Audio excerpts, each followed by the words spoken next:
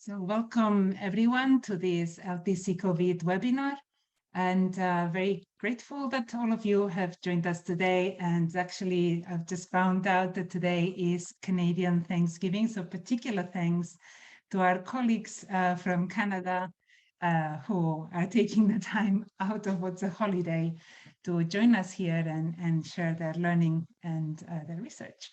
So today's session, we're going to be talking about the experiences of caregivers, of staying in touch with people who live in care homes and also the friends of people who live in care homes during the COVID pandemic. We're going to hear 3 presentations, 2 of them from the UK, 1 from Canada.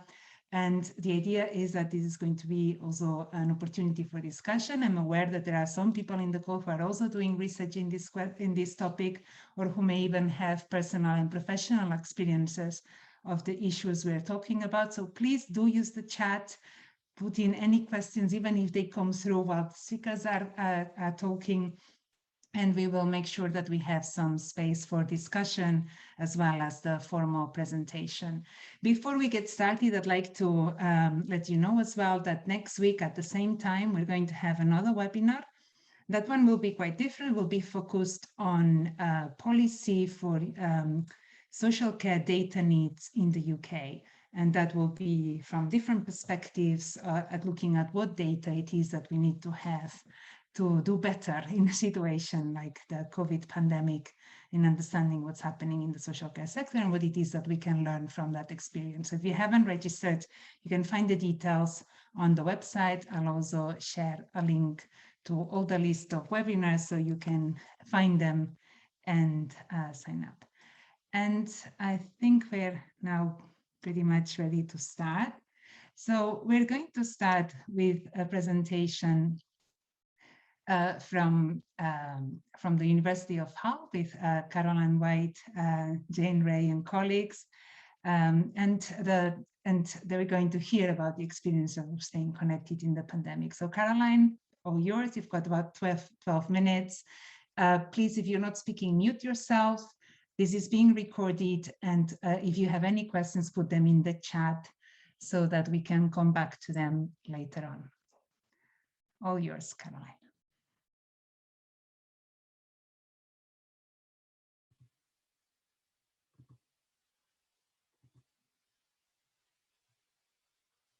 And okay, as you can see, we don't see the screen, but we do now. Yeah, sorry, we use Teams in Hull, so Zoom is a whole distant memory from the beginning of the pandemic. And in the spirit of Thanksgiving Day, I'd like to say thank you for having us back, because we came to one of the really early seminars and talked about this research project we were just starting. So it's really nice to come back today and share what we found. And the focus of our presentation was really around how people were keeping connected with people that they were related to or a friend of who was living in a care home during the pandemic. And a little bit of background to that, our interest started in this area prior to the pandemic, when we had carried out some research around the experiences of distance carers, people who lived at a distance from the person that they supported. And one of the things that people told us in that research was that although the technologies exist to be able to contact people without visiting them, that could be very difficult to do. And some people, when they've lost the capacity, or they didn't have the ability to use technologies, and perhaps they can no longer use the phone, keeping in touch with them can be very difficult if they don't have somebody there with them who can help them make those connections. And that included people who lived in care homes. So we were already beginning to think about this question of how do carers and care home residents keep in touch with one another outside of visits. And then the global pandemic occurred. Care homes in the UK, in common with much of the rest of the world, very suddenly closed down, and suddenly everybody was a distance carer and people couldn't go into care homes. So it didn't really matter in one sense whether they lived 5 minutes or 5 hours down the road. They were unable to visit. And so it provided an opportunity, not a welcome opportunity, but an opportunity to begin to really explore that question of how can people stay in touch. So we conducted an online survey that we carried out between July and December 2021. And for a little bit of context, that took in the time just after the first prolonged UK lockdown. when the care homes closed, and when really everybody went home and did and worked from home, unless obviously they were in frontline services. It took in the period through the summer and autumn when rules were more relaxed, but not necessarily for care homes. And it took in a second UK lockdown in December 2020. Our dates are actually wrong and none of us noticed. So yes, this was carried out in December 2020. I will correct that before you get sent the slides. It was a qualitative and quantitative survey, but primarily we asked people qualitative questions. And we had a total of 90 participants across the UK. And we aimed for diversity in our piece of work. So we were looking at people who had different kinds of relationships to the people living in care homes. And we were looking at different groups of care home residents. So the majority of the care home residents whose families and friends we heard from were either related to older people, people with learning disabilities and or autism, or people living with dementia. But we did also hear from carers of people with mental health problems, with long-term health conditions and physical disabilities as well.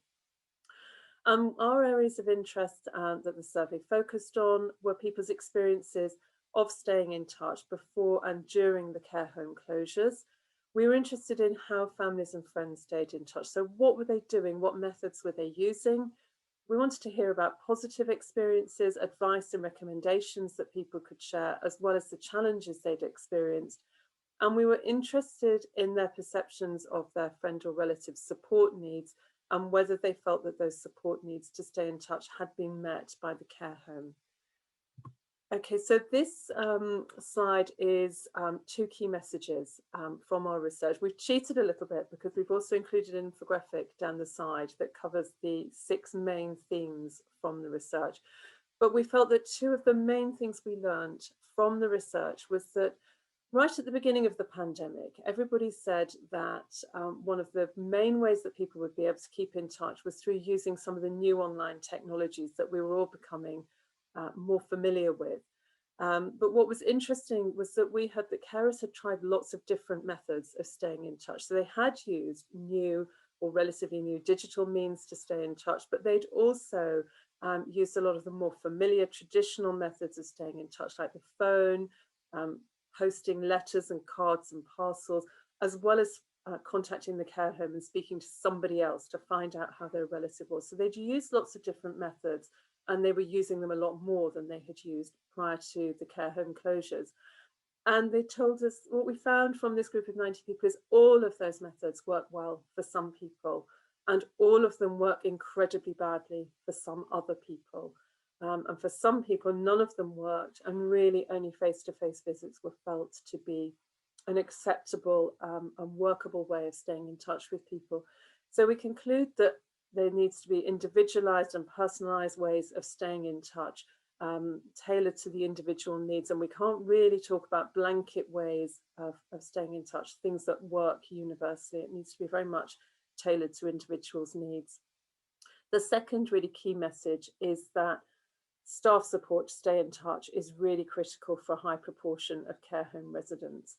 And that included very practical things. People often needed support to choose a form of technology, to set up calls, whether that was phone calls or online calls, to read the post that they received, to write and make cards to send to other people, to use technologies. But they also needed support with the actual conversation in some instances. And some carers had told us before the pandemic that conversation was quite difficult, but they had ways of managing that when they were in the room with the person. But once they moved to this remote contact, it was very difficult to have a conversation. So we have this nice quote from a sibling who talks about her being on one end of the phone and the work that took place between the paid carer and her brother to together be on that call, with the carer doing the talking and facilitating that conversation in a way that included her siblings. So carers have a really important role, not just in setting things up and doing very practical things, but really bridging those gaps and that conversational gap for people.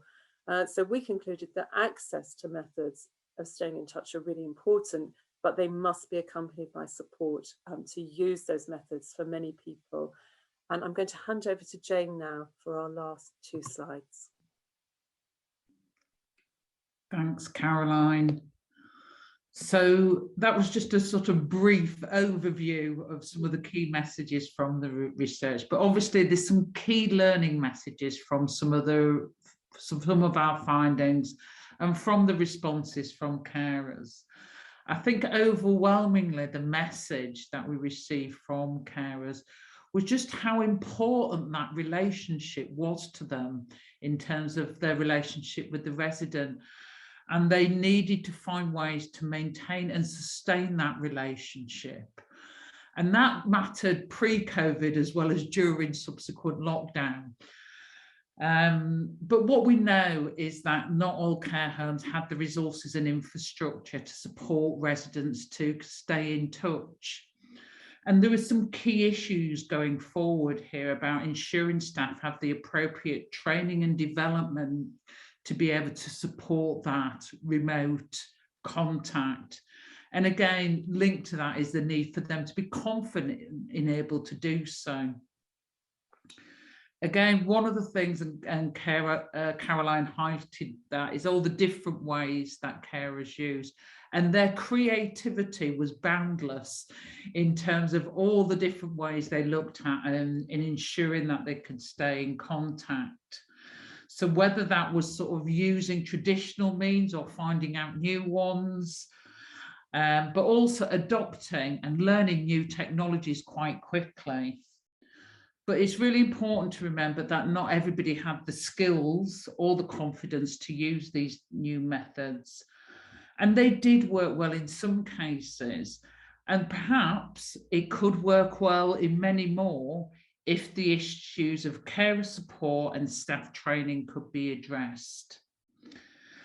While technology can be seen as a solution for many, it's not always the appropriate solution. So again, as Caroline said, the key to that is about an individualized approach, considering who the carer is and who the resident is, and how the care home can work with both the carer and the resident to facilitate that access. Security and safeguarding were also issues that came up fairly regularly.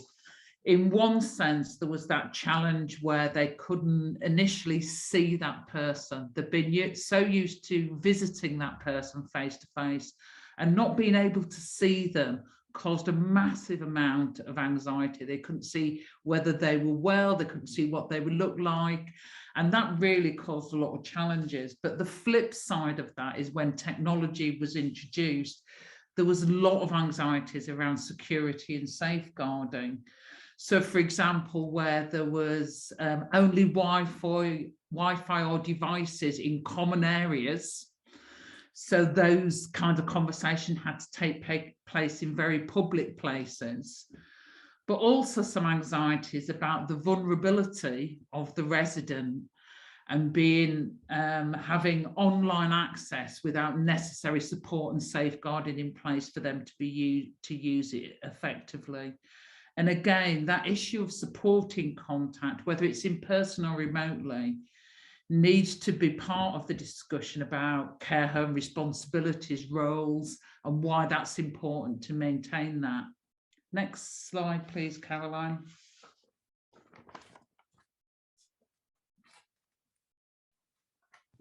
Sorry, Jane, I'm having a problem moving the slide. I'm going to have to stop and start again. I apologise. So our next slide, we're going to talk a little bit about the longer term implications of this work. And I think we can actually say that some of the difficulties in terms of staying in touch and keeping connected between residents and carers predated COVID. And perhaps what we saw during COVID and the lockdown is that it magnified some of existing difficulties, really brought them to the fore. But also it created new difficulties, both for residents, for care homes and for carers. It did, however, provide us lots of ideas about how that can be taken forward and how we can learn from those ways of keeping connected to take forward. Not being able to visit face to face made many people experience what it is to be a distance carer. And we know that people can't always visit, and it's not just because of a pandemic. Lots of people can't visit because of reasons to do with their own ill health, other caring responsibilities and commitments, work commitments. So sometimes they have to be a distance carer because that is the only way that they can maintain contact. But we know that it's really important that this particular group have a specific and effective ways to keep connected, and that comes back down to that individualized approach.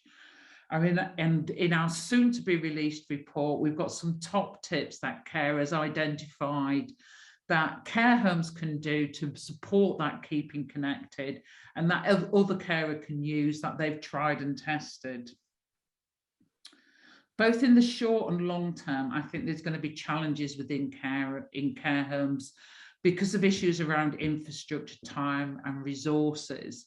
But I think key to this is a willingness to support that contact and accepting that this is a key role for care home staff, because its benefits are short and long term in terms of benefits for the residents, benefits for carers and the care home staff and the care home organisation, in ensuring that this relationship is sustained. I think we'll move into the next presentation now. Thank you. Thank you very much. And any questions, please note them in the chat and we'll come back to a discussion with all the speakers at the end. And now I'm delighted to introduce Dr. Kathryn Hinsliff-Smith, who will be presenting work with also Jane Brown, Sarah Griffiths and Kate DeVries from the De Montfort University. Kathryn, all yours. You have 12 minutes. Thank you. Lovely. Thanks very much there, Adelina. And thank you to Caroline and Jane. And again, I'm going to be talking in relation to the UK context in terms of care homes. This was a piece of work which was conducted at De Montfort University in Leicester. And our presentation title relates to our study, which was looking at family carers and those that would regularly visit relatives in a care home. And I'm just going to give you a little bit of context for the purposes that I'm aware that we may have some international people that have come in on here, but also to listen to the video and the presentations at a later date.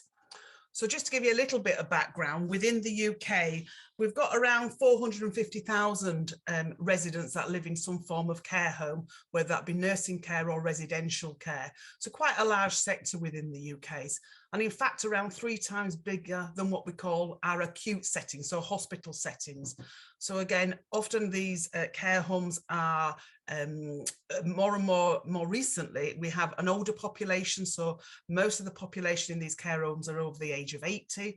A number of them have some cognitive impairment, including dementia. And within the UK, which may be different to some of the countries that may be dialing into this, is that ours are predominantly privately owned. So they're not directly funded by the government from central funds. We have a real mixture of different types of funding for the beds that are within care homes. And you'll see a little bit later, and that actually makes the situation very complex when you're talking about a very generic policy or guidance, because you're talking predominantly around 20,000 roughly independent care homes, which operate small care homes, perhaps 2 or 3 beds, all the way to 100 bedded units. So again, a real cross section there. I'm sure I don't need to remind you that we're all nearly out on the other side of a pandemic, dare I say. But within the UK, just to give you a context to both the Hull study and the study at DMU, the 23rd of March in 2020 is when we all went on a national lockdown within the UK. And that in essence meant that there was no visits to any care homes at all. And it's around this time that we were aware that obviously this had not only an impact on on everybody within the UK, but also for those family carers that would class themselves as regular visitors. I'm sure that all of you here are aware that people may have a relative or know somebody that was in the care home, and we have visitors that may visit, as we've heard from about distance carers, only when they're able to.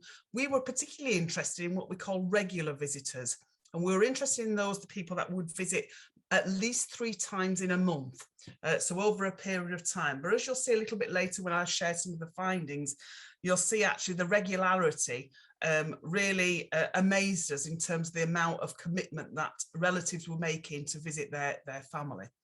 So I highlight here our planned, because actually when we started to plan this in April 2020, we were actually thinking we're on a national lockdown. We'll start to do some qualitative interviews with family carers across the UK.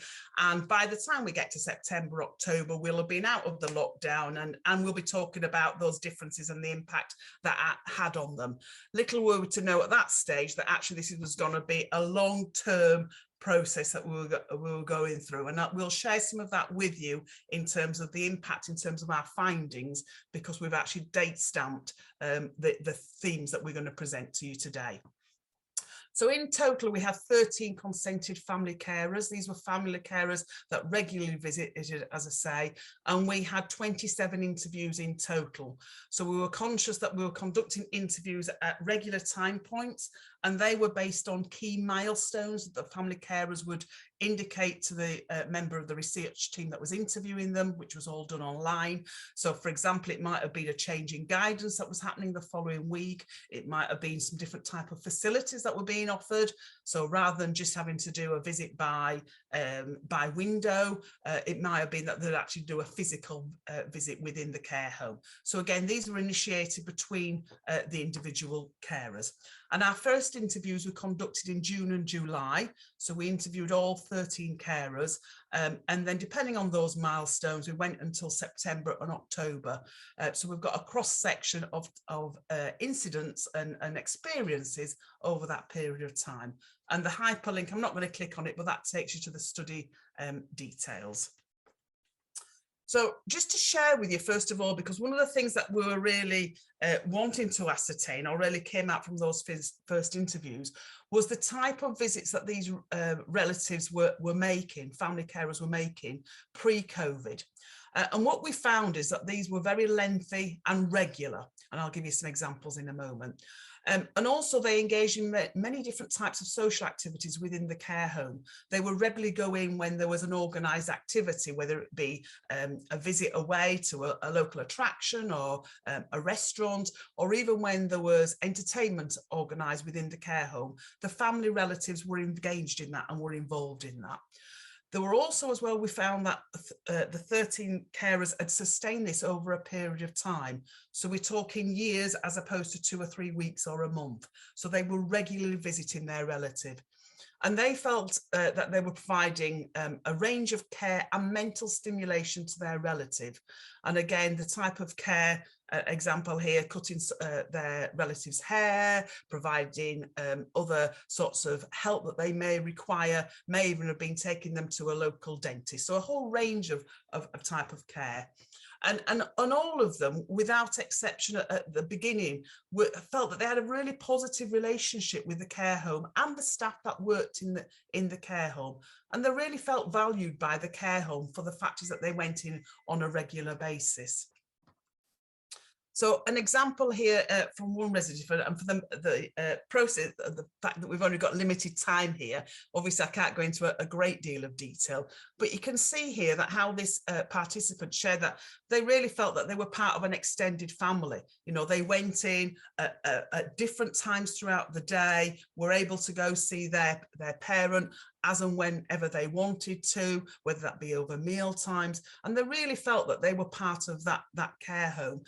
And when one of the relatives actually died, they really felt that the care home, they said, you know, they were wrapped around, the care home staff really wrapped around support at that very difficult time for that relative.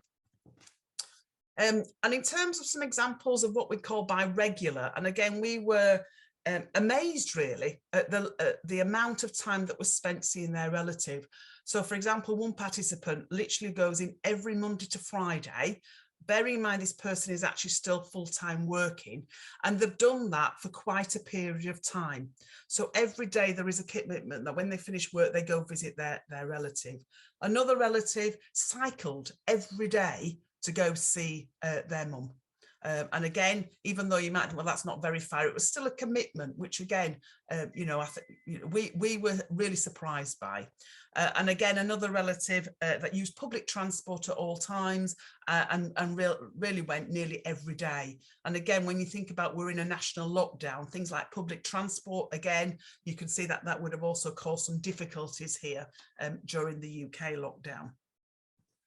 So the themes that we emerged from our interviews across the 27 fell into 3 themes: understanding and acceptance, disappointment and resentment, and grief and sad sense of loss. Now, obviously, we're not saying that these are generalizable, but these are from the 13 participants in the 27 interviews. And these strongly related to the different stages of the lockdown within the UK is what we found. And I want to just share some of those things with you, if I may. So, and just to give you some background here, the lockdown started in March and lasted for a period of 8 weeks before we went then into some key shops opening within the UK, some facilities being opened, but care homes were still locked in the majority of cases. So although the rest of us were trying to do a little bit more where we could do exercise, perhaps meet somebody in a park outside, just 2 people, those different things were happening to everybody else in society, but not necessarily within the care homes. And through the next period of time, there was limited guidance came out about resuming a visit. And certainly the use of PPE within care homes was another factor, which again, we don't have time here to go into as much detail, but our dissemination will detail some of this. And also the regularity of, you know, how it was that they'd be able to go back to how they were doing it pre-COVID. So just to share with you some quotes here. So what we found under the first theme is most participants anticipated a lockdown. They were aware that this was going to occur, and that actually they agreed that this was something that was good for their relative, to keep them protected. We were aware in the very early stages that obviously we didn't have the jab as we do here in the UK, but also the fact is that most people in care homes are elderly, frail, were much more vulnerable to getting COVID, very likely not to have the same outcomes as what may happen as to where we are now. And so they were aware of that. And in fact, the 2 quotes that you can see before gives you some indication of how they were advised that the lockdown was coming. And in most cases, even though they were prepared, it was still a shock. So we've got somebody that was out shopping, suddenly gets a phone call from a friendly carer to let her know that actually we're going to be closing down. You need to get in straight away. And you can see from the bottom quotation there, the fact is that actually they felt a little bit that something had been stolen from them, in the sense that they weren't able to spend as much time if they'd realised that tomorrow I'm not going to be able to see them for a period of time. And this was throughout all of the interviews that we did at the first interview, in terms of how their experience of being notified and going forward, that sort of feeling that actually this is good, but I'm not sure of what the implications are. And that was something that was threaded through all of the themes that we go through. So we talked about Kathryn, so running maybe about 3-4 minutes to wrap up. Yeah, that's fine. Thank you. Okay, so most of you, I'm sure, are very familiar with this. That was occurring in most care homes in many settings, where we've got PPE being brought into care homes. You've got the testing. You've also got limited or restricted access. So you've got window visits. You've got what we call pod visits. And again, there's just an example on the screen here, and also garden visits. We were looking the summer of last year. It was extraordinarily hot. So having a garden visit didn't seem too bad compared to the middle of winter when it's snowing, raining, etc. And again, there's more information that we've got about that when we came on to do our latter interviews. So again, just some examples here of some of the complexities and difficulties of having the mask, what it was like with your relative that you would normally see on a regular basis. Interesting, there are some links here around use of technology, which again I'm working closely with between Claire, between Hull and DMU, because there are some crossovers here around communication, use of technology, etc. And again, that links into some of the key messages that I'm going to give you shortly. There was also some positive accounts as well. So it wasn't all the fact is that they were resentful the whole time about the care home. There was some positive nuggets of really good practice in terms of keeping them communicated with, and in terms of ensuring that they felt part of the relatives' day-to-day experiences as they went through this lockdown. In terms of our last theme, in terms of grief and sense of loss, as you can probably imagine, if you're a regular visitor and you've got restricted access, suddenly you're then not having that contact, you can't see how your relative is doing, the decline, the type of experiences, particularly then we've got people being concerned about end of life, what would happen, how would the care home notify them if that was to occur, and so lots of those sorts of anxieties and concerns, because the rest of the society, UK society, was opening up. People were going around. We'd got our public houses, our pubs open, but yes, I couldn't go and see my relative. So quite a lot around that as well.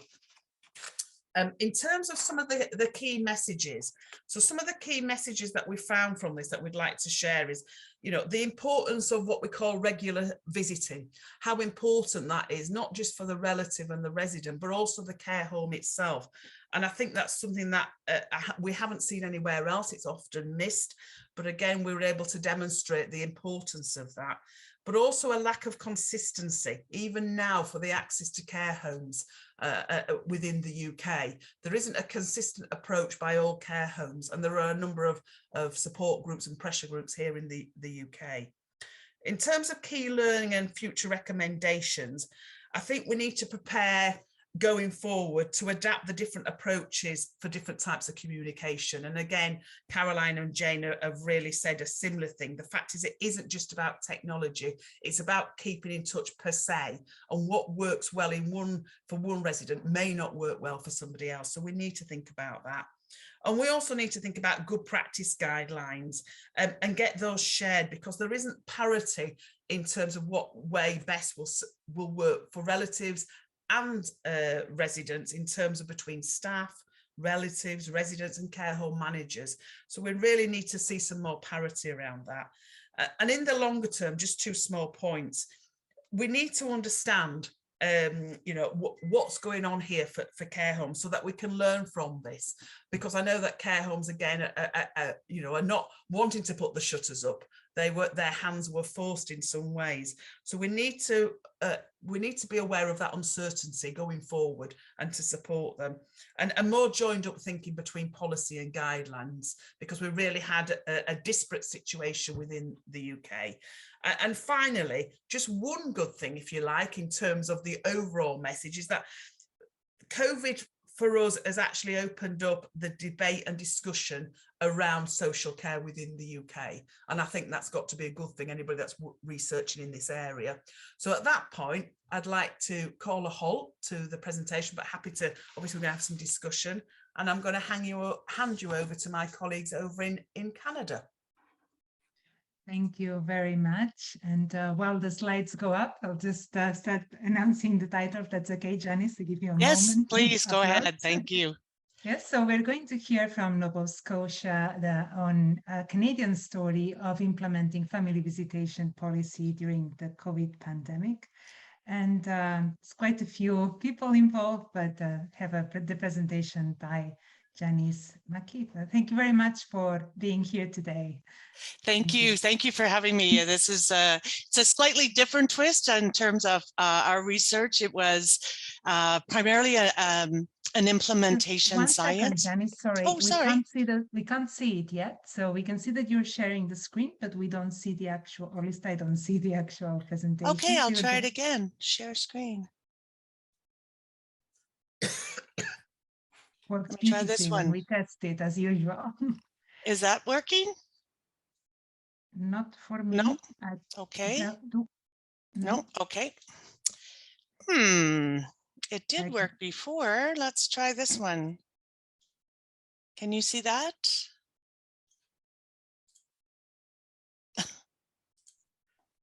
I'm getting it ready also on my computer just in case. And if you want Okay. to try one more time, and if not, I'll I step just in. tried again. You see nothing. Nothing is coming up. No, it looks black. This is where we had a roll. We did a practice run literally 10 minutes before the presentation. Wow. I don't know what I did between now and then. Maybe Nothing. Adelina, if you can help, that would be Right. helpful. Yeah, coming in. Yeah.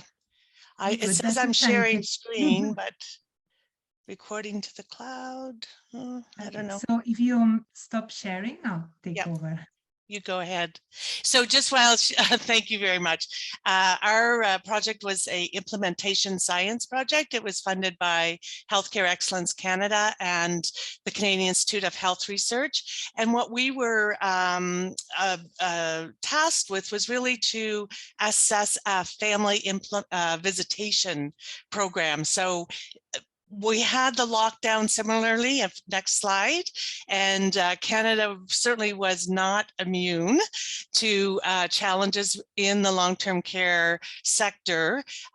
No, back please. Because in the first 6 months of all of the deaths due to COVID, 80% of those deaths were in long-term care. Now that we're vaccinated, the overall death rate of people from COVID, it's gone down to 55% in long-term care. But still, some of you will have heard about the military going into nursing homes, the deplorable conditions. And indeed, it was actually a military report, despite numerous provincial reports. It was the military that actually caught the federal government's attention about the devastation in long-term care. And so it's really a testament to us about the lack of support for and resources and preparation within long-term care. We often call it the poor cousin of our healthcare system. So next slide.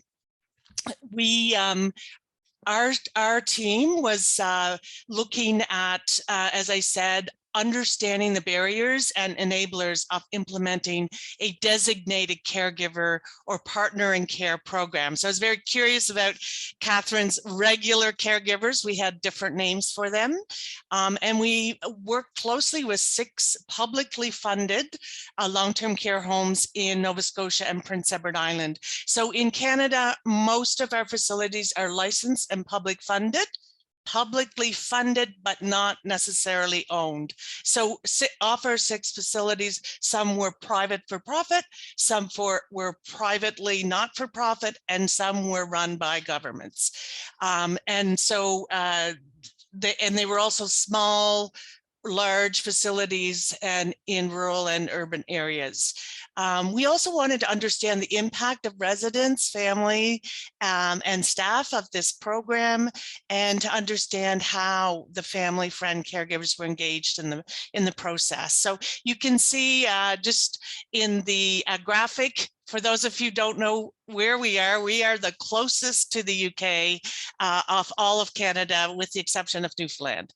So we're small provinces. Prince Edward Island is 160,000. Nova Scotia has just under 1 million.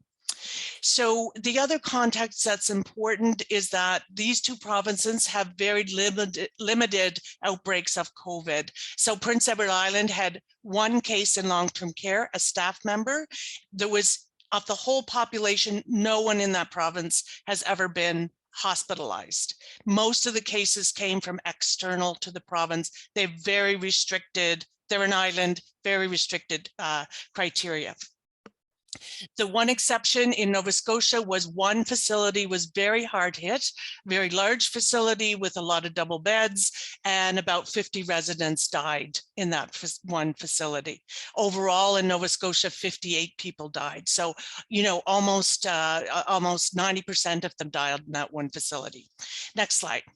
So how do we collect our information? Oh, skip this slide, please, Adelina. Just go on to the next one. Yep. So how do we collect our information? We did public video, phone and video interviews. So we have about 53 caregivers, some of which are the designated caregivers, meaning that they are maybe providing feeding, strong emotional support. They're needed for relational, emotional communication versus non-designated caregivers who are more just visitors. They don't necessarily provide care.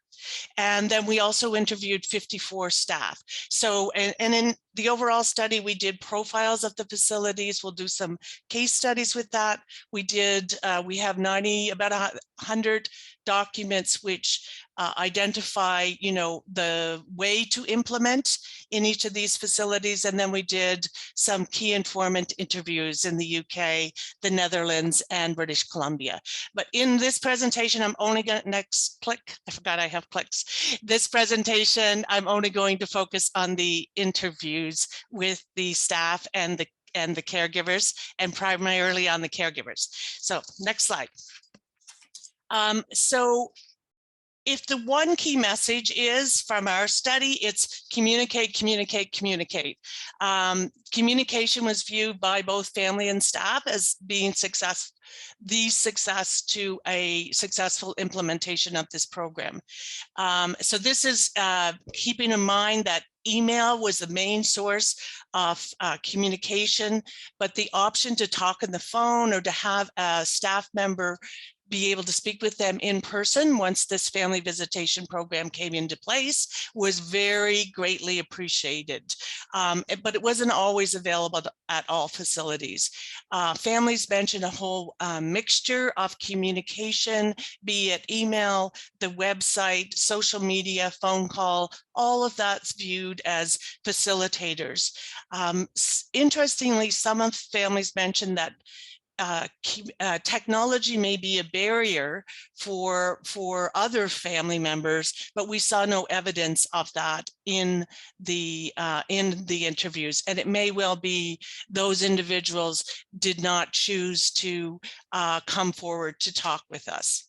There were some barriers, some outliers, I would say, where one participant felt that the communication was too general. It should be more personalized. There was inconsistent communication, particularly when a caregiver would get different messages around the rules and scheduling procedures, depending on what staff was on at the time. And also the challenge of not having staff to talk to was another issue. In terms of the staff, direct care staff really credited good communication from the management as a success, having all kinds of ways of getting the information, as well as having frequent meetings. The barrier was most commonly a communication in terms of there's a lot of rules and it was hard to keep track. They changed every day.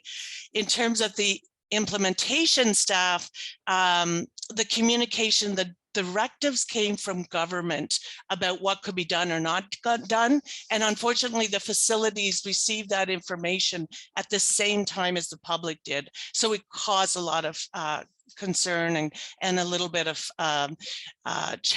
definite challenge for the staff. The next slide, please. Another key message certainly is the need to have flexibility. And this is sort of a negative in that the program was very directive. Many of the staff participants indicated they had no power to apply to the individuality of the situation. So this really affected different types of families. So larger families, initially, there was one designated caregiver, then it went to 2. So these are parents of baby boomers in Canada where we had 3.4 children. And so there were families with 5, 6 adult children, and they had to choose one individual or 2 individuals to be the designated caregivers.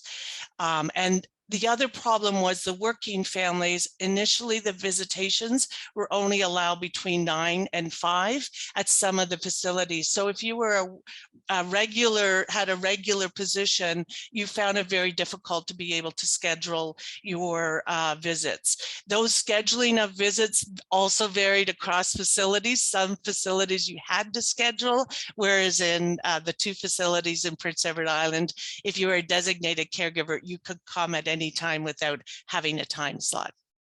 As was mentioned, some of the challenges around for persons with dementia, not understanding what was happening, not being able to see the individual's face, and the difficulty of having to stay in one room and be in order to visit rather than so that the families weren't able to leave the resident's room, even though the resident was leaving because they were wanting to do a walkabout. There was also a need for end of life allowances. You needed, staff suggested we needed to be able to allow more visitors in at the end of a person's life, and both family and staff wanted to see more residents at once, to be able to be in the resident's private room, the ability to take off their masks, to be able to hold hands. In fact, the staff told us that they would close the door and they just kind of turn a blind eye because it was their last moments. Now, I will say that these interviews are from the spring 2021, and certainly we've had a lot more restrictions. I myself went to a nursing home to visit one of our advisory members on Monday. I don't know what day it is now. No, on Thursday, actually. And so it was not that difficult for me to go in. I just had to get my temperature taken, etc. Next slide. So one of the key learnings from our project is the impact of the lockdown, and then the introduction of this family caregiver program and how it impacted residents, family, and staff.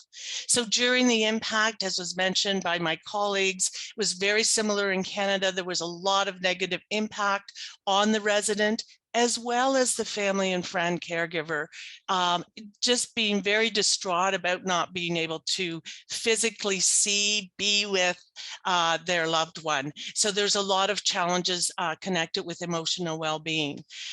During the implementation, certainly the staff took on different roles and they pivoted from their traditional responsibilities to implement and help run the program. They told us how happy they were to see the families back and see the residents' well-being increase again.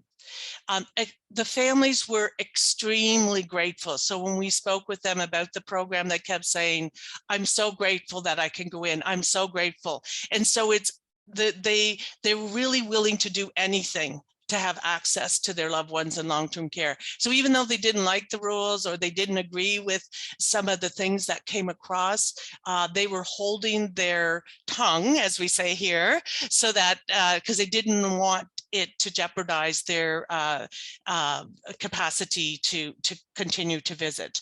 And there was a real sense that from both family and the staff that the residents were feeling a sense of normalcy again.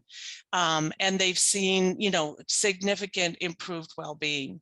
Now, of course, this is all in the context prior to the high vaccination rate. And I think we have a very high vaccination rate in these two provinces, both in the community and in long-term care. The staff of the long-term care is legislated now to must have vaccines. So that has changed everything in terms of being able to access the residents. And we're already talking about boosters, of course, for the residents in long-term care. Final slide. So just in terms of the long-term, the recommendations, and as was mentioned already, we need staff and resources to implement such a program. We need human resources, time, and financial compensation. And this really attends to the greater need for attention for these resources in the long-term care sector. We also need to recognize the critical role that family and friends play. They're not just visitors, they're really critical to the care and well-being and quality of life of the resident. So finally, in terms of our implications beyond COVID, generally the families were not included in the planning process, nor were they ever directly asked for feedback about this program. So we would recommend that families, that you would include families in the development, or at least ask them how it's going. Recognizing that in this lockdown, the facilities were given very little latitude as well. They were restricted by the public health directives. Finally, we need to include both family and staff perspectives to help to work together for future outbreaks, be that influenza or other types of communicable diseases, because there's a real sense from our interviews that they have the blueprint of what can happen, and that we don't have to lock people out for 6 months in order to make it go ahead. Final slide. Thank you very much. I just want to acknowledge my funders and also the family and staff who participated in the interview. We had all 6 administrators on our team from each of the facility sites, as well as a family advisory council with 4 family members who had either lost a loved one recently in long-term care, continue to have people in long-term care, as well as our fabulous master students. So thank you very much.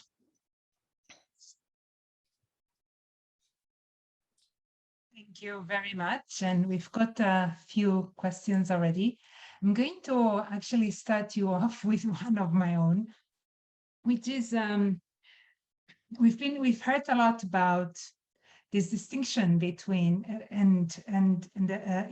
between what the role of people who go into care homes to see their relatives, and in the UK the language in the policies has always been visiting. In Canada, you seem to be talking more about carers and versus visitors, and there seems to have been a kind of realization that when people go into care homes to see their relatives, they do a lot of practical things. Have you come across anything about the implications for the staff in terms of their workload, of the families not providing the activities that they were doing before, or whether how that changed also with the implementation? I was wondering if I could have a quick answer from each of you. And I see Kathryn already has a hand up, so I can start with you. Okay, I mean, obviously we weren't directly looking at the staff working, and we didn't interview any staff, nor did we connect with any care homes. But what I would say is I'm aware of work that's being conducted at Leeds with my colleague that's on here, Rena Devi, and also a colleague, Fiona Marshall at Nottingham, that has actually worked with, has done research around workforce and the care homes themselves. We did get examples of where carers felt that they were their relative was being neglected because they weren't shaved as often. Although, and in fact, I have a really quite horrendous example where actually the resident had a beard for about 30 plus years, and the relative went in and found that had been taken off. Now you can imagine how distressing that would seem. Okay, so there are examples of that, but we didn't actually drill down with any of the staff, nor with the carers, in terms of whether they thought things weren't necessarily being done in the same way. Yes, there was an underlying thread of that. So that's from our perspective. Caroline, Janice? We were the same as Kathryn. We weren't talking to staff, and we weren't asking so much about what was happening outside of the communication realm in the care homes. I mean, there's a lot of literature that talks about how much carers do when they go into care homes. Because we asked about prior experiences, people told us about masses of things they did.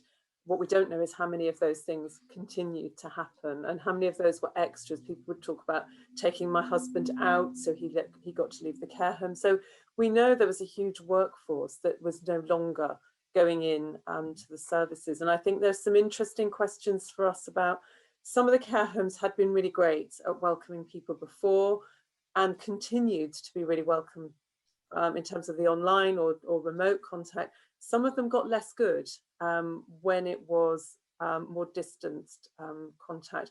And that might simply be because they were very busy, because the pandemic didn't make anyone's job any easier.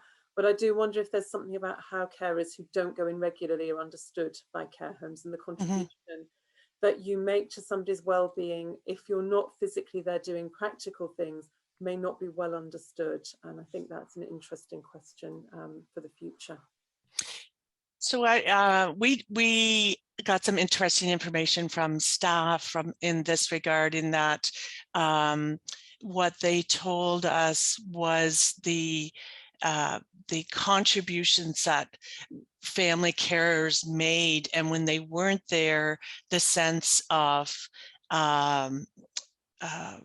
poor outcomes for the residents in terms of their quality of life. And it was, some of it was, yes, the emotional support, but some of it is also the care. And I guess the other thing that I would say, because we did just with the designated caregivers follow up with we have, I think, 90% of the initial time one, we have at time two, and we added some new caregivers in there whose residents would have came in during the pandemic. And what we found there is we began to understand that the families did not have the same relationship with the staff. And so their sense of even being able to ask questions, their sense of level of comfort wasn't there, because it was the other families who seemed more positive because they knew what was going on. They knew the staff, they knew they could ask these questions. So there certainly has been a lot of work in other provinces around the role that family caregivers play and the essential, not just the personal care that they provide, as well as the emotional well-being. Can I add one last thing? That we asked carers what they did before the pandemic, and we know this from other research, one of the main things they do is keep an eye on things. So when you're going in, you can see what's happening. When you're not there, that was one of the anxieties, is it's much harder to know what is and isn't happening. Yeah, exactly. And I've seen, we've got Josie Dixon here, and she had a few questions. And Josie, is it right if I ask you to ask them yourselves and perhaps say a bit about your own research as well, just so that I don't know if they know your project, but just also for context. A little, yes. I've spoken with Janice and Kathryn, and I don't think I've spoken with Caroline and Jane, and that's an omission, so I should. So I was listening to all of that, very much thinking, so we've got some building outside, I hope that's not too loud for you. Very much thinking of those issues through the eyes of the care home, the providers, and I think both my questions, so our research is really looking at visiting policies and the experience of care homes in developing their visiting policies and the challenges and the context for that.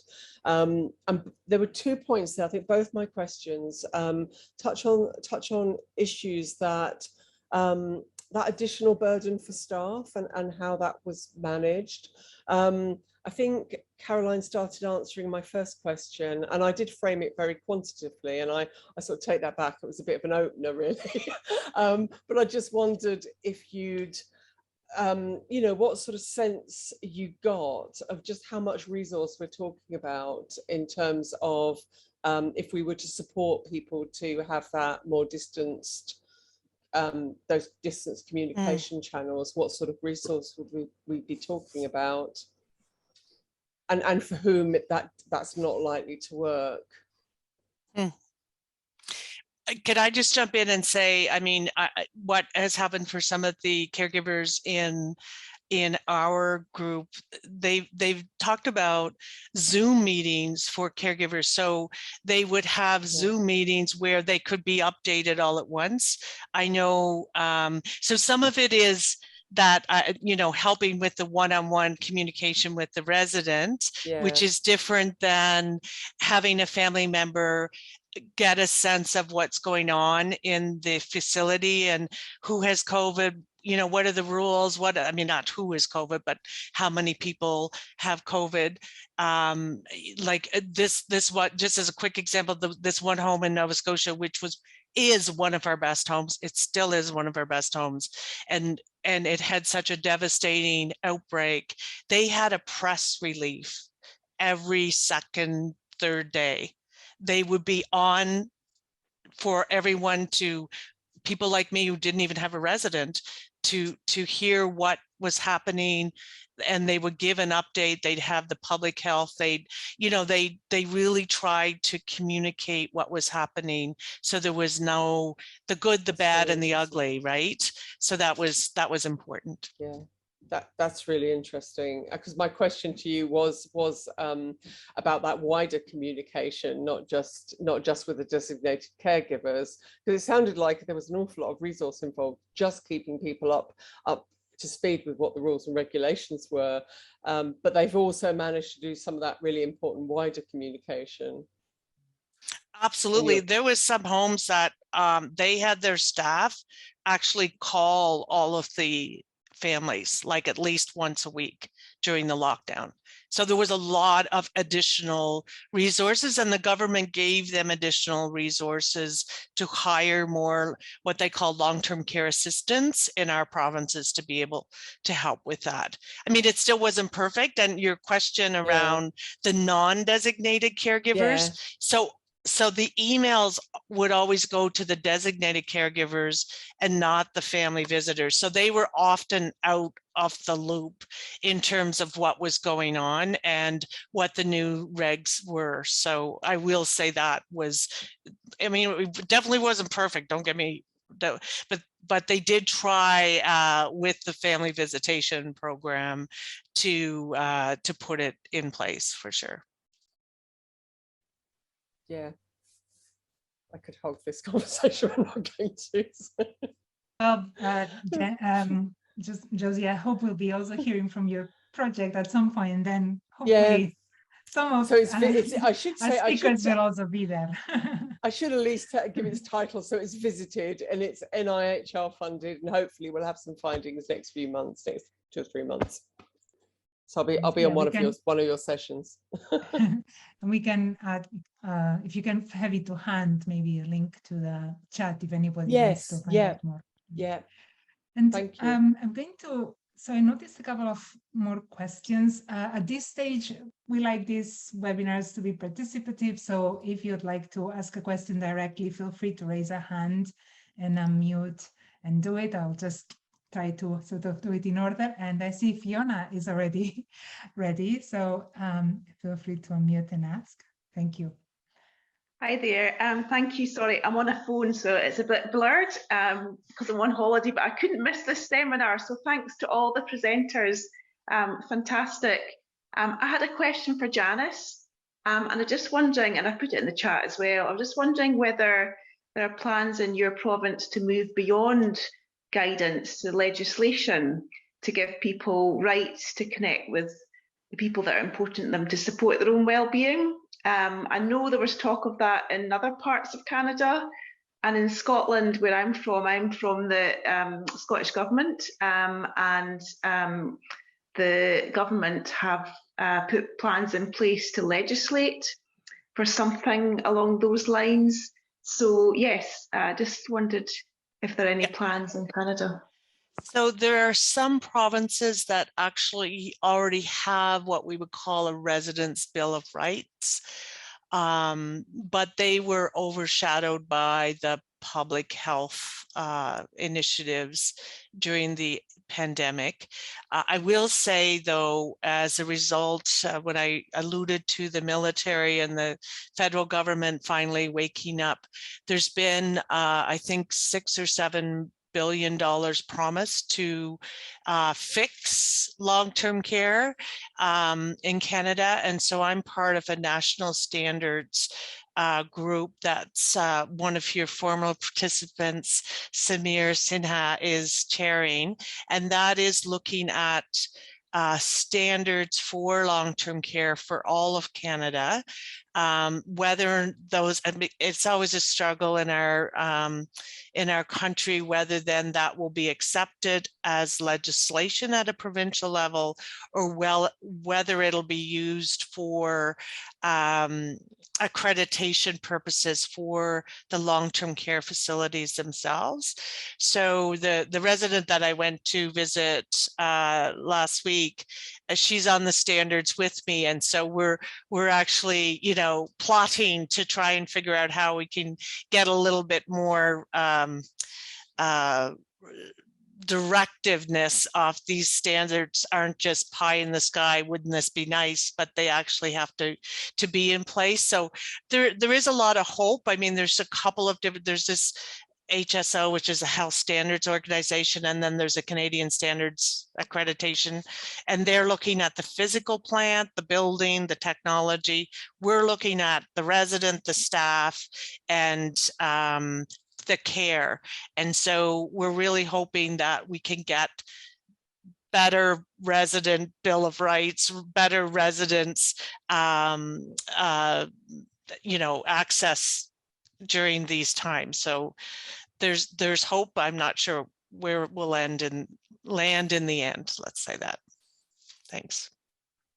Thanks, that's helpful. To the chat, that in the Netherlands, they already had legislation that, also a bit like in Canada, I think, that people living in care homes and their families should have a say on any decisions that affect their day-to-day life. During the first lockdown, that was kind of thrown out of the window. We had a presentation on this earlier. I don't know if you were there, but I've shared a recent kind of quick overview we've collected of what was happening, and I think that's mentioned there. And I understand that in the Netherlands, for example, there's a lot of thought given to how to make sure that even in a pandemic or a crisis situation, the rights of the people who live in care homes and their families are not forgotten, and that their voice is heard throughout. And I wonder if we will see more of these in more countries as well, because I think it's been a bit of a, you know, a wake-up call as well to what are the rights and voices of people once they move into a care home, the way that things have moved. I'd like to ask I think Matthias Henry also had a question. Don't know if you're able to unmute and do it. If not, I can do it for you. It's hello. You want to unmute? I'm also from Scotland, and I work for the regulator. So Fiona works for Scottish Government. I work for the Care Inspectorate. And so, yeah, we're actively looking at whether or not a designated relative or friend should have the right to visit, even if you know, there's a significant outbreak in the care home. And just looking at what restrictions, what measures would need to be introduced to provide adequate safeguards. And so it's really just to ask those people on this call who have got experience of this, particularly sounding like Janice and colleagues from Canada. Very interesting presentation you gave, Janice. Just about the practical measures that were introduced. Did the designated caregiver, were they required to provide any proof of vaccination? Were they required to wear PPE? Were they issued with PPE? Were there any restrictions to the visiting? It sounded like there was 9 to 5 was the times of visiting. Did people, was that generally across the board? Did people comply with that? Were there any other restrictions? It's a lot of questions. Sorry. No, it's fine. Thank you very much. So I'm just trying to remember the vaccination policy. I don't believe at the time they reopened, because we didn't have they reopened in September of September 2020. So that we didn't have the vaccination requirement, definitely. Yes, they were definitely required PPE, and I can't tell you right now whether they brought their own or they were issued it. I believe they were issued it. The scheduling of the visits, I will say, so I was referencing a couple of facilities where they were very rigid in their scheduling. Not all facilities were like that. There was a lot of difference as well in terms of as a designated caregiver, could I book 3 spots all this week, or do I only, so some facilities were only 1 spot per week so that they would be equitable for all family, whereas others it was sort of first come first serve. So if you weren't in the know, or you were a working caregiver and you could get off at 4 o'clock in order to get there for a visit, well, somebody took your spot. They broadened their definitely broadened their time of day, and including the weekend. And all of this had to do with resources. So it has to do, like, it's great it seems like we're limiting access, but the reality is if you don't have someone checking them at the front desk, making sure they're wearing the mask, they're complying with the rules, they know what the rules are, they're going right to the residents. And like, it changed. Sometimes they could only visit in the residence room, and then sometimes they could only visit in outside in spaces, like, so that they were 6 feet away from the next family member. So it's very individualized, unfortunately, to give, but those are the kinds of things they definitely looked at. I will tell you, today or Thursday, everybody, and they have now all of this, you get your temperature checked, you have to show your proof of vaccine. Even if you're wearing protective masks, they give you a new one and they say you have to wear a new one. And yeah, that's the way, and that's not scheduled visits. I dropped in, I wasn't on the list. And I said, well, she knows I'm coming. I just emailed with her, and it was fine. But it's different when, like, things change significantly after vaccination. And so if I'm not, and the same with, there was an outbreak in the schools here. And so, children under 12 used to be able to go in, but now they can't because they're not vaccinated. Really helpful. Am I allowed to come back and just ask a supplementary there? Yeah, and afterwards, Kathryn, I think, is going to come in. Good. Really, really interesting. Now that we have vaccinations, it's obviously a changed picture. What I'm interested in as well is whether or not there were any arrangements made for separate entrances or the coming and going between the outside and the residence bedroom. So yes, it depended on the facility. So in some facilities, there's one facility in particular that has a neighborhood pod sort of approach.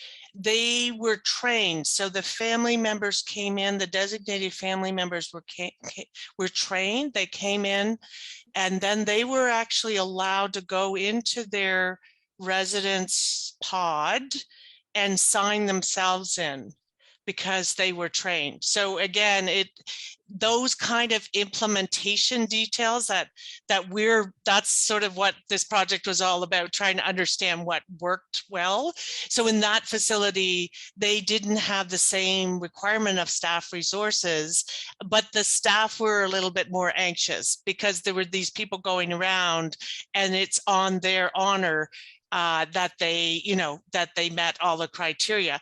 At the same time, as the Netherlands study has shown, like really, families do not want to bring COVID into long-term care. Like, let's be, and so there's different ways. And so once we get into those case study, we've got tons of data, but once we get into those sort of case studies, understanding different approaches by facility, we might have a better, I might be better able to answer your questions, I guess. Yeah. I'm happy to just pick something up there, Matthias, if I may. I mean, I think the big crux of all this is the variability. And that is that, from the care home staff, because none of us obviously are saying, well, actually, they were all rubbish. They were working in unprecedented times and all them other issues that we're having to deal with. But it was a variability between how people how interpreted the guidance. So like Janice has just given that example there, all our carers, some of us would say, oh no, I go anywhere. They tell me the side door and I'm allowed to go straight up to see my mother. But in the same week, I'd be interviewing somebody else who would say, oh no, I'm only allowed to go this week and I have to ring up. There was a whole variance, and you're thinking, this is like you're dealing with different countries. They just were like islands trying to adapt, which is not the fault of the care home staff at all. I'm not saying that, but I think the care home staff, as we know, there's already work out there, they were very scared and unsure about what was the best approach. So they were all just trying to, I was going to say, make it up as they went along, which I know is not very academic, but that's what it felt like, So, it's the same in all of our findings from the carers. Just to say, I've put in a link to a report we did, which was a very rapid collection of what was happening in sort of July, August in various countries. And I know that Italy did have a requirement to be vaccinated before you could visit a care home since the 1st of July. And we will be doing an update of this because obviously the situation is changing all the time. And I may be able to read more from that. I think we'll see something end of October, beginning of November, collecting what's happened since. And I'm just going to come up with, there's one question I've been wondering, and that particularly I think Caroline and Kathryn, because you've been talking more to the people who are trying to visit virtually or in person. And I wanted to ask you about the recruitment of people into the study, because I presume you had the issue that the people who are more able to use technology were the ones that you were able to reach. And I just wondered if you wanted to share some methodological reflections on that. Yeah, it absolutely would. And one of the really missing groups from our research are spousal carers who, given that the demographic of people in care homes is going to tend to be older, spouses will generally be older. And I think it's an enormous assumption to say that older people don't use tech, because I think lots of them do. But I think we know that probably they do use it in smaller numbers. And therefore, those spousal carers who would be very much there in Kathryn's group of regular visitors were probably badly underrepresented. And we don't know what their story was. But I think it's an important story, because I think some of those people are among the most dedicated care home visitors, but they're probably among the most vulnerable. I remember somebody talking about her dad having to take 3 buses to visit the care home. And you can see that could change very quickly for an older carer. Bad weather, bad health, falls risks, all might mean that for a period of time that person couldn't go into the care home, couldn't manage those 3 buses. So I think we do need to know more about how older carers are keeping in touch. And I think that was a really missing group. But I think, it was a response to the pandemic. In the past, we've been able to reach people.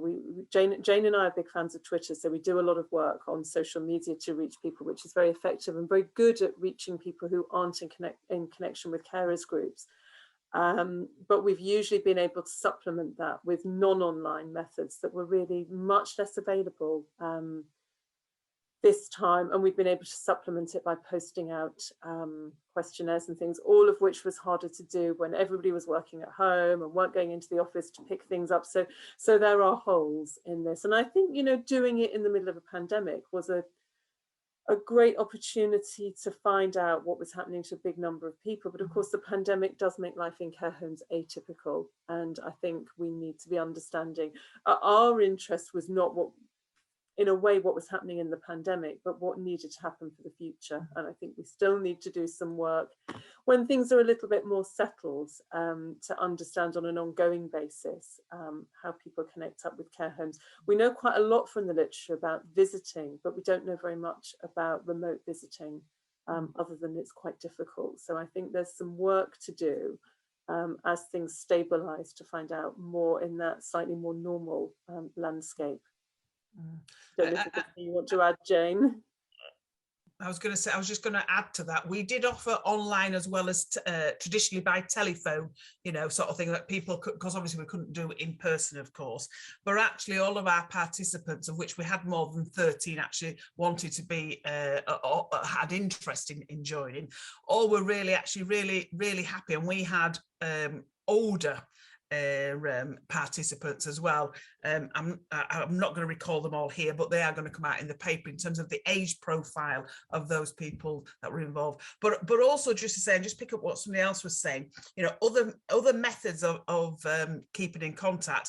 It was interesting that there was very limited evidence from those that we were in our study around, you know, other traditional methods like resident and patient and carers meetings, regular meetings, newsletters, letters home, anything at all to give updates. They were very sparse. Obviously, we only had a small sample, I realise, but you know, that was interesting in itself. That's not regularly seen, doesn't seem to seem as good practice. Which again, going forward, like the work at Hull, we want to think about, okay, once we get to the other side, whatever that looks like, what as the good practice to put into place so we learn going forward. Thank you. Jane, did you want to come in? I was just going to add to that. I mean, obviously your comment was about, you know, us as researchers were put in a position where we had to move to online methods.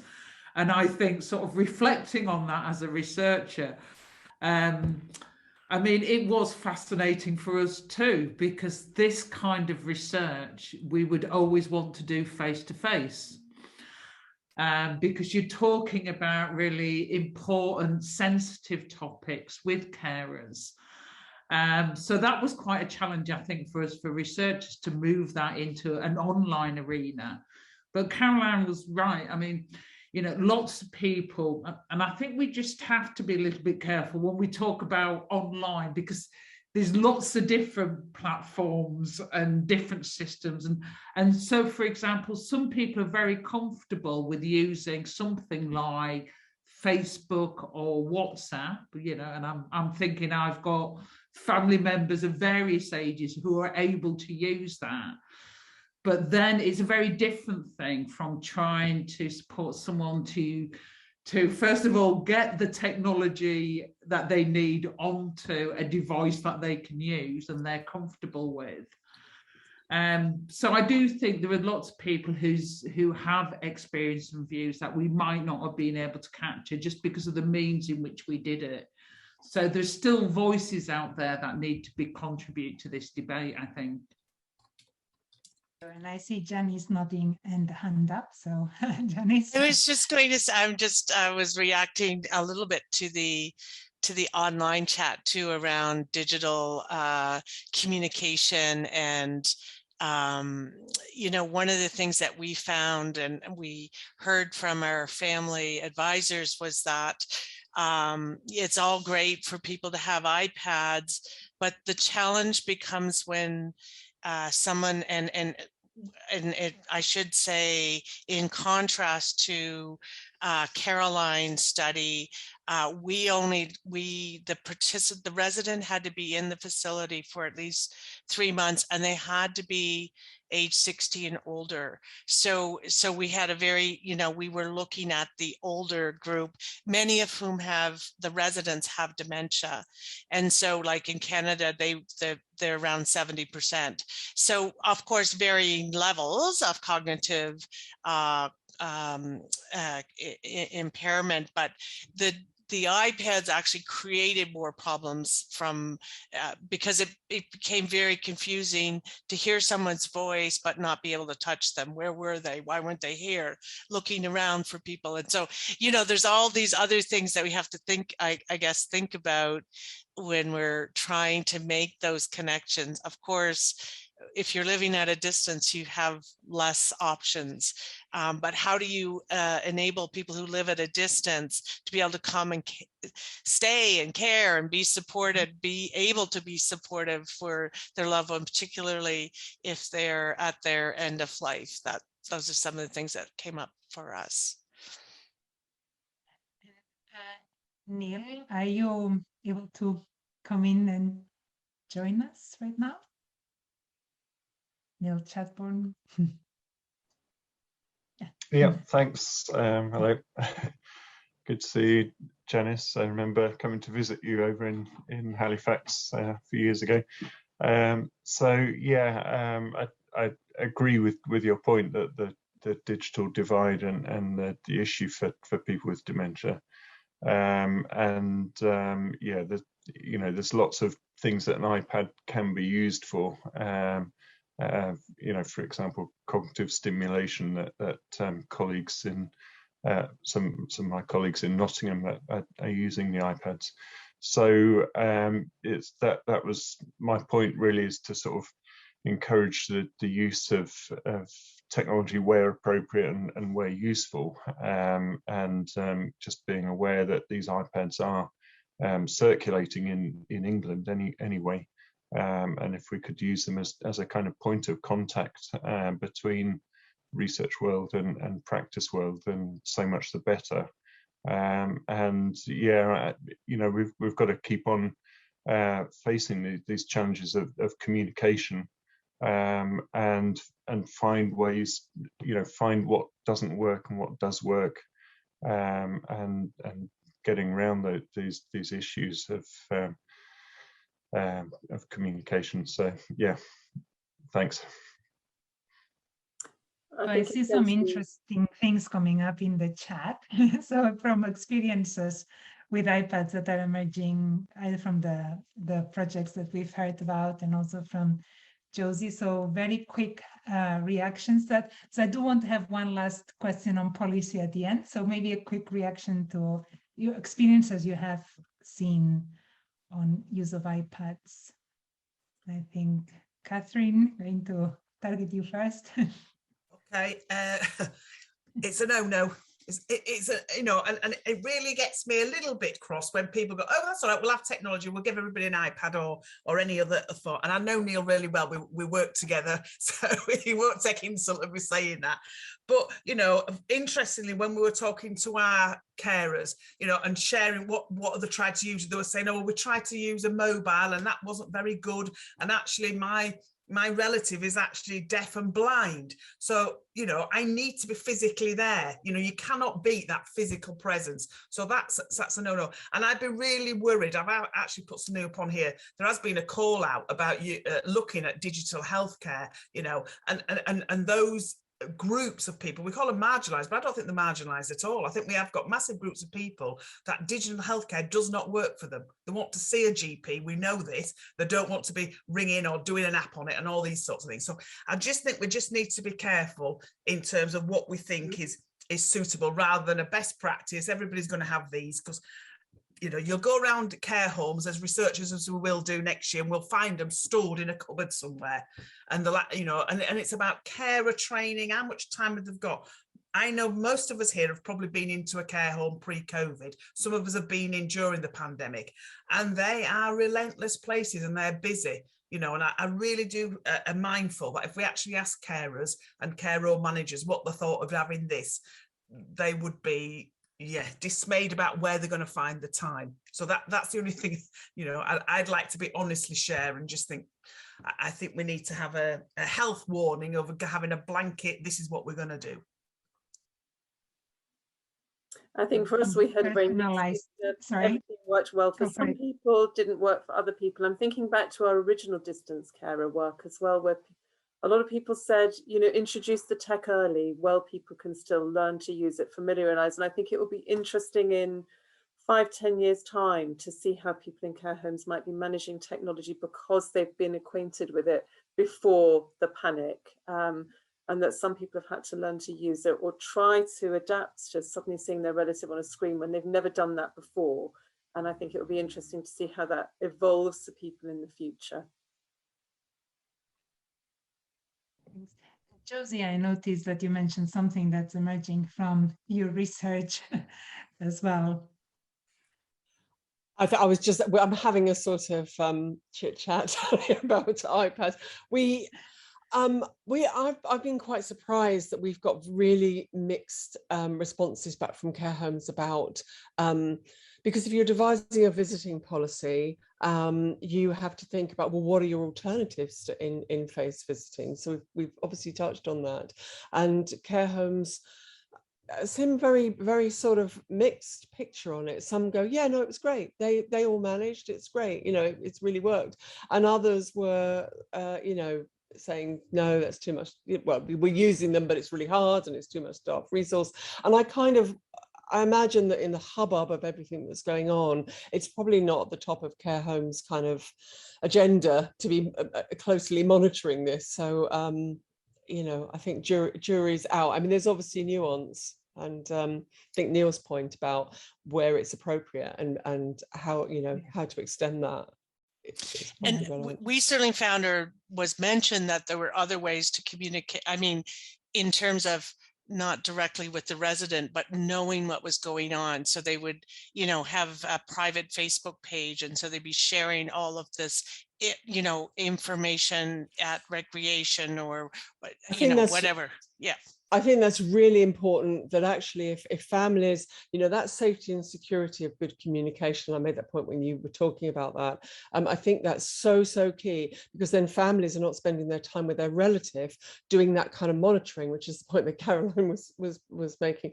And that isn't how they should be spending that limited amount of kind of digital connection, checking everything's all right. You know, they should be doing, that should be done. Makes no sense for that to be being done directly with the resident.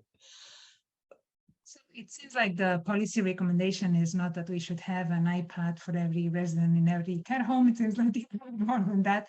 And so I'm just wanted to give you all three speakers a chance for just a quick pitch on what is the most important policy recommendation from your reform, and you'll have like 30 seconds really by the time we've switched around. So who wants to go first? I'll steal from Fiona, who was asking about the rights of the residents, but also I guess I would put it, what is the right for family to be able to see their loved one? I mean, I think it's a big question in our mind here. And I mean, if it's the family, we also spend a lot of time, well, what about residents who don't really want to see their families, notwithstanding, of course, those anomalies? You know, how can you keep, like, what is appropriate, and where does quality of life trump security? Because we've done a whole study on safety and like quality of life and long-term care and the policies, which I won't go into, but you know, it's all about safety and security. All those other things are in there, but when it comes down to it, let's lock them out because we might be sued. And I think that's also with the kind of outcomes we're gathering, because it's easier in theory, at least, to count bed sores than well-being, and I think that's biasing a lot our responses. Kathryn, you are unmuted. I presume you're going next with. Well, I don't know. I was just getting ready, but I'm happy for Caroline to go first. But since I'm on, I mean, for me, I think, you know, what we do need to do is to think about the variances, because that's frustrating for care homes, for the staff, for the residents, all the stakeholders. The variances between visits, and that needs to be definitely, because again, we're getting instances this week where, again, that because of flu. Worries about flu, etc., and other things, that it's all just building again. So I think we really do need to, and it'd be great if we could have that joined up thinking with all the stakeholders and policymakers to say, actually, what would work and how do we interpret it to the best of all those people? We don't want to lock people up. What can we do that would improve that? Great, thank you. Let's see. And now Caroline and Jane, if you want to share or have one each, that's fine. I would return to the point that's been made by various people that we shouldn't have a blanket policy on how you keep in touch, and different things work for different people. So we need to embrace that. And absolutely, as Kathryn said, it's not all in the technology, but sometimes it really is down to the technology. So you need individualized approaches and plans. Keeping in touch from a distance plans were recommended by our carers. And I think there is something about thinking about the place of carers who can't visit very often. And are they, I think some really important work's been done about this hashtag more than just a visitor, but some people can't visit or they can't visit very often. I was part of a Twitter chat with somebody the other day who was talking about fluctuating health. That means sometimes you can go, but often you can't. But those relationships can still be really important, even if some of the practical stuff, and obviously the practical stuff is really helpful to care homes, but the emotional stuff is really important for care home residents and could be very beneficial for the care homes as well. So I think we need to think about people who can't visit but do other things that are really important from a distance. Thank you. Jane, you Corinne, you know we're yeah, I know we're at the time, so I'm just going to say, Good. I think there is a key principle here, which is actually recognising and valuing the contribution of carers and formalising that in both care home policy and practice. And I think some care homes do it really well and they recognise that. I think for lots, it might be a sentence or a paragraph tucked away somewhere in a policy which needs to gain prominence. And we have, in the UK legislation, which is all about the importance and the value of carers. But I'm not sure that's kind of drilling down into how it's interpreted in practice. And I think that's irrelevant, whatever happens with COVID, I think that principle of this is an important person to that resident's life and need to be key and centre stage in decision making and communicated with. I think that was the key thing that I would want to see.